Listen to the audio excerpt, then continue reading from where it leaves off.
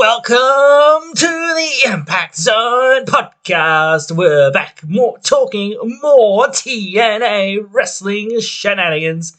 And we're back talking about Turning Point, which is tomorrow. As long as I can get this video out as quickly as possible, which hopefully I can. We're only covering the last little things that they've sort of done to the card or whatnot since we last had a look at it, and just going through some final thoughts. I believe that the only thing that was added was the triple threat match between Rosemary, Xia Brookside, and Savannah Evans on the pre-show, or whatever you want to call it, the buy-in, the countdown, the lock-in, whatever you want to call it. Now, surely the countdown show is half an hour long, so surely they're going to have another match. They haven't announced what that other match is going to be. Between now and then, I'm not going to be able to at all cover what that match might be and discuss it. So we're going to have to just do it after the match happens. It's probably going to be a match that really doesn't matter, probably some sort of squash match. Again, some of these matches that are on the pre-show, sometimes they come into that territory of, yeah, it's kind of a piss break match to an extent, to some small degree, because it is one of those things that, you know, when the fans are filing into the arena, they, you know, and some fans are already seated, but a lot of fans aren't. And if they see, oh, okay, the action's starting, okay, you know, guys, come on in, you know, it's starting, you know. The people start coming in. Like, you know, sometimes it's an issue of, like, well, it takes a while for people to come in. Maybe they're out getting drinks or snacks or whatever it is. So, yeah, like, it's one of those things that just, like, seeing some action that doesn't really matter. I'm not talking about this match, obviously, but it doesn't matter that much. But still, like, again, like, having something on this show would be, you know, okay, all right, let's, you know, getting in the zone and we're getting ready for this show and whatnot. So, yeah, but I think that's the only thing it's unfortunate because it's just one of those things. I'm not staying up or trying to squeeze it in just before the show. Might as well just talk about it when the show's actually finished, because, again, they might not even announce it. They might just, you know, have it come up in the thing. Maybe it's not a match. I don't know. I don't see them giving these girls half an hour to work with. Maybe they'll give them a good 15 minutes, maybe, but, you know, like, unlikely that they'd give him another a full friggin' half an hour to work with. That just doesn't seem logical in some ways. Like, usually they give like 2 matches and they give them both like 12 minutes, maybe 10, 12 minutes, something like that. This one, for prediction-wise, like, I start looking at saying this is something, like, I even said it, I think, before a little while back. I don't remember when I actually said it, but, like, we were talking about Savannah Evans returning and what she's going to be doing, and it looks like she's going to have a feud with Xia Li, and it's like she hasn't been on TV for whatever it's been, like 6, 7, 8 months or whatever it's been, and, like, even when she was on TV before, like, I know she was mostly a tag team wrestler, but, like, even then, it's like, you know, like, she didn't win a whole lot of matches, so for, like, if you're going to present her as any kind of threat, even just to Xia, or, like, let alone the rest of the division, like, you've got to give her a win here, and to me, like, again, you've got to start setting up opponents for Marsha. Like, I keep saying this with the women's tag team division, it really hurts the division overall because you're diverting so many other wrestlers to, you know, to face somebody for those titles. Like, instead of just having a singles division, I really don't think they can support it with the number of women they have. And sometimes it does feel like there's just a little bit, you know, too much going on, too many little things going on, and not enough things get enough time sometimes, or enough people even get to, you know, showcase themselves. But, yeah, it's not horrible.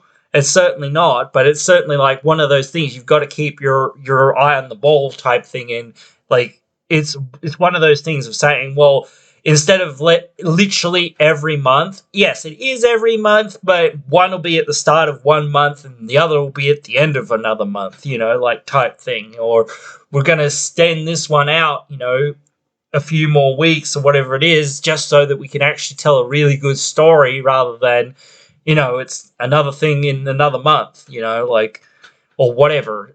Sometimes it works when you can do these things really quickly, some of these B shows or whatever you want to call them, C shows or D shows or E shows or AAEEFFGG, whatever. I don't care.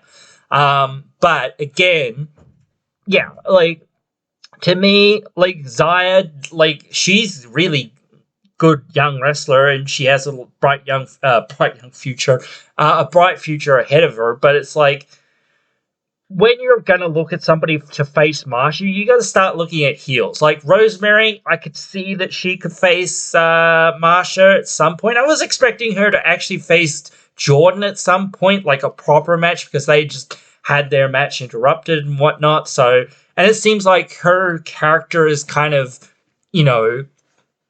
changed and grown, and it sort of feels like she's not going to do the tag team stuff anymore, really. So it kind of feels like I actually kind of want them to bring Havoc and maybe even Crazy Steve back. And I think Havoc's a bit more like, it makes some amount of sense or something like that. Or even just like, if they could work it out, bring back the bunny character, like not like literally like not Allie, like, because we know Allie is dead. I'm talking about like just somebody who, it is Allie in a sense, but it's the ghost of Allie, or it's this bunny girl character and whatnot. Something that's sort of like, again, haunting her from her past, and she can't let it go. She's got to defeat the bunny somehow, like, and all of this to move on and get it behind her somehow. Same with Havoc. Like, that's the idea. Bring her back, but Rosemary's gone crazy and has changed so much and all of this. Give her something to work with, for a little while. Give her a big win against Havoc, or a big win, but a win against Havoc, and then move her on to doing something else, so that she can build up to being, again, in that world title picture against somebody and have some credibility behind her, have her make some big wins against some other people that are on the roster, and whatnot, so that she, again, same with Savannah. I feel like the same thing.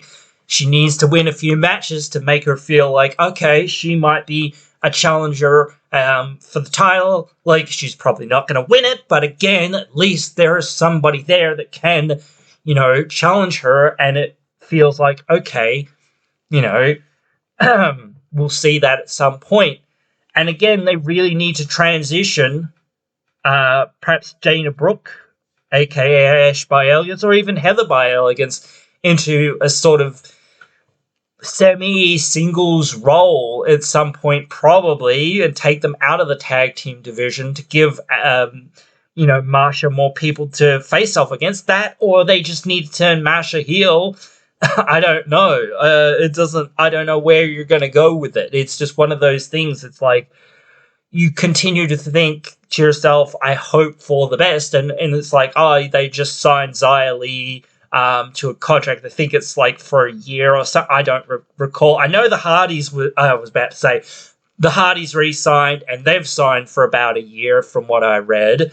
So I'm assuming Xia is signed for like a year. So yeah, we'll have to wait and see what becomes of that, because again, like, even just signing a few indie talent or whatever just to be jobbers or whatever is better, because again, like, I keep saying this about Tasha Steelz, it's like, man, that girl just, like, anytime she's in a more major match than someone in a jobber's hat, basically, she's going to lose, because it's like, well, she hasn't been built again to be in that role. And perhaps, like, she will lose pretty soon, and then she might team back up with Savannah. She might become her mouthpiece or whatever. And that's kind of what Savannah in a sense, needs. That's the only really thing that she really needs. Like, she can be the big, intimidating menace. I think Tasha works better when she does have somebody like that behind her as well. I think they work well as a tandem, but as far as being a tag team, I don't think it makes any sense. Like, just for the fact that they don't nearly have enough tag teams in that division, and they don't have nearly enough singles wrestlers either. Like, they would have enough singles wrestlers, but they're all like, everyone's like trying to bunch up with tag teams. So yeah, I don't know. It's an interesting position we're in right now, I guess. Obviously, we're not going to know too much about Final Resolution and Genesis until this show is over. And like, I start looking at the next year. Oh yeah, next year as well, with Genesis and that, and then start to think, okay, well, we know that Slammiversary is happening in the middle of the year ish, and then we know Bound for Glory is happening in October. And we know like some of the pay-per-views that will, or pay-per-views or PLEs or whatever you want to call them, that we might get during next year, but when they're going to happen. And again, I want to preface some stuff. They did announce something on their website. Not announced, but they said you can go over onto their website and vote for where one of the major events is going to be, either in New York or LA.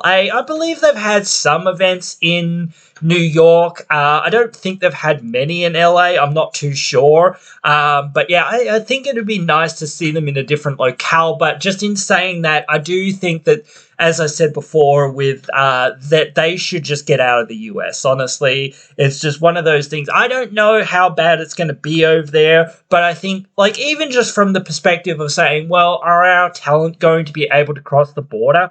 Like, that could be a real issue. So just having that ability to go, okay, no, we're not going to deal with, the US border immigration system and whatever under Trump, let alone anything or everything else that goes along with that. Would just be a smart move, just in my opinion, I think, just to say, okay, we know that the hotbed of professional wrestling is in the US and somewhat in Canada and somewhat in Mexico as well. But at this point, for a little while, just till things cool down, or until, like, what's going to happen, or how the immigration system's going to work, or you've got that understanding with whoever's running things of saying, well, this is just for these shows and whatnot. This is for a professional wrestling show. This is, like, what are you doing? Like, come on. Like, these guys are here legally to work, and they're gonna go away or whatever it is in a few weeks' time, or whatever it is anyway, or they're only here for this show and then they're leaving again, So again, I don't know, but just saying that sort of thing and saying it's an unfortunate situation, let alone everything else that might be going on. And that's what I mean. As I say, sometimes you have to be reactionary to things that are happening. And, like, I don't like it, but I almost feel like they should turn a few of the guys that, well, not all of them, but I think a few of the guys there heel that are, sort of different races. Like, maybe Moose is already there, but just changing his narrative to being, anti-Trump or anti-racism or something, or whatever, something like that. And a few other guys, same sort of thing. Maybe even make them a faction. I don't know. But again, just having that sort of thing going on, or something like that, where, again, you're sort of telling that kind of story. I think it would be good in some ways, but then again, it's like, you don't want to promote that kind of thing. I guess it's more about, like, people in general being the heels. No one, like, I don't really mean people as in the wrestlers. I mean the people as in the fans or whatever. That sort of thing. I don't know. That, or you just start saying, okay, well, we can only go into blue states. I don't know. Or whatever. I don't know. I don't know how. I think that the TNA fans, though, are very respectful, and despite any political views or whatever else there might be or whatnot that among some of us or whatever. I think people, don't really look at, this form of entertainment the same way, but this does affect the real life people that are behind some of this stuff. Not even just the talent that are on screen, sometimes the people that are working behind the scenes and whatnot, and that sort of thing. So again, it's one of those things that I do think that they should think about a little bit and say, okay, well, maybe we'll figure something else out. Instead of just touring the US, we might go and tour Europe, or we might tour Canada, and we might tour Mexico. We might come back for some shows here and there, or whatever it is. But I think plans need to change because, yeah, maybe it won't. But again, like, just having that in your mind and saying, you know what, no, we're not going to deal with this. We've seen it not going to work, or whatever, or whatnot. If it is going to work, okay, cool. But making sure that, you have that, somewhere to go to first instead of going, oh shit, now what are we going to do? Is better. Like saying, okay, we're more interested in going, to other countries, or even just to Canada or Mexico, just across the border or whatever it is, would be somewhat better. And only doing some shows and whatnot that are 100% necessary to be in the US, because it's like, or whatever it is. I don't know. It's a tough set of situations that they find themselves in. I wouldn't say it at any other rate, but it's crazy. Like, I'd love them to come over here to Australia again, but I don't see them doing it anytime soon. I'd love to see them go back to the UK. I think a lot of people want to see them go and do some stuff in Europe as well, but and maybe that's a better idea. Just go to Europe or something. I don't know. Just a whole bunch of shows. Do Italy, Spain, France, Germany, Poland, whatever. I don't know about Greece and Turkey. They're a little bit volatile at times. But maybe Sweden and Switzerland and Denmark too, the Netherlands, the UK. I keep lumping the UK kind of separately a little bit, but I guess it's in the same zone. So yeah, I don't know. Australia's always here. Like, maybe, I don't know whether it would work too well in the South China area. I don't know. They could go back to India. I don't know. It's just like, start looking at doing other things elsewhere just to make sure you cover those bases and whatnot. Hopefully it won't be that bad. Hopefully they'll be able to figure things out, or hopefully at least, like, they won't have too many issues or whatever. But it's just one of those things that, again, even if you have to deal with a few people that are being disrespectful or whatever else, like, even online, it's like, I see a little bit of it online. It's really crap. It's really like, a bad scene out there at times. So I do hope for the best, and to please protect yourselves as best you can, and don't listen to the negativity and whatnot, because you don't need that. Just block these people or whatever, because they don't deserve your time of day to respond to them in their BS. But that's my thoughts thus far. They announced this match between Savannah, Rosemary, and Brookside a little while back, but I wanted to wait just to see if they would announce anything else, but they haven't at this point. And at this point, I can't really wait to try to squeeze it in somewhere else at a closer time. Plus, I just watched this week's episode of Impact, so it was all matches all old matches, that we just hadn't seen yet.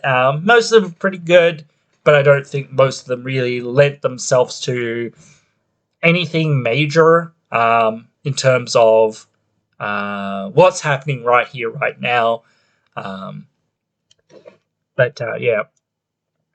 we'll wait and see. Certainly, I'll be doing the review tomorrow at some point when I get the time after the show finishes and goes off the air. And then we'll see where we're at coming out. They don't usually do a whole lot of story stuff.